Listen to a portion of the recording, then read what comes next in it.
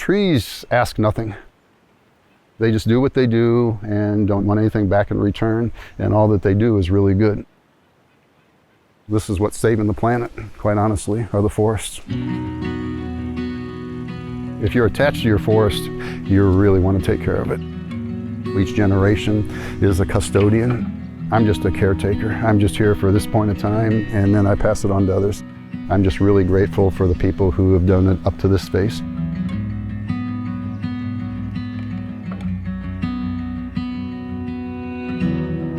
Our forests here in Indiana, over 90% of them are owned by private individuals, each of them making decisions based on their own life and their own needs. But our forests in Indiana are also beautiful, complex systems that require a deep understanding of science and ecology to do what's right for them.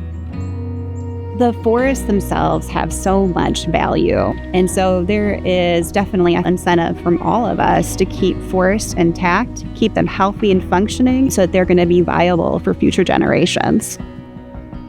The Forest Bank, it's a working forest program that works with private landowners to help direct the future long-term management of their property.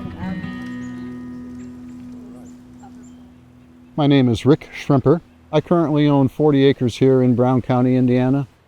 I understood that I had some trees that were very nice sized, and trees have value. So I contacted a logging company, and the logger came out and walked it with me. And he said, before we do anything, you should contact the Nature Conservancy. They may have a program that you might be interested in. So I did. Rick is an amazing partner because if you spend a few minutes with him, you know how much he loves this land and how much he cares about the future of this property. We offered him a different option by putting in a conservation easement on the property. Once I got further into the arrangement, I realized this is way more than just a financial benefit. This is about how I protect this properly and manage this for future generations. It's a collective ability of small owners to work together and just say, my piece matters. It's not 10,000 acres, it's 40 acres. But if we get landowners working together, you then have thousands of acres being protected, and every acre matters. My name's Charles Hetrick. I grew up on this farm, which is in West College Corner, Indiana. It's about 300 tillable acres, about 100 acres of woods. The woodland was the canopy, it encompassed the whole woods, which made it so that wildflowers grew. The creek runs through the property, great habitat for birds and other things. And that's what I grew up with. There aren't that many places around that have that kind of an environment, so it's always been special to me and our family. As we began to look at what to do with assets and set up our estate plan, there's no counsel we could find on what to do with woods or something that was really special to you, you wanted to preserve in its current state.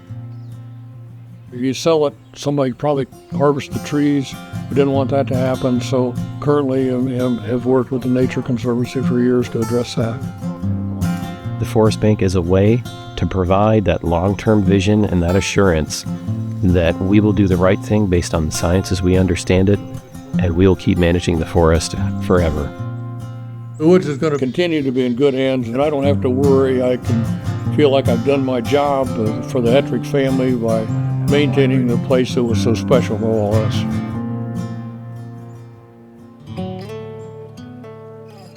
The Forest Bank sought to solve three big problems.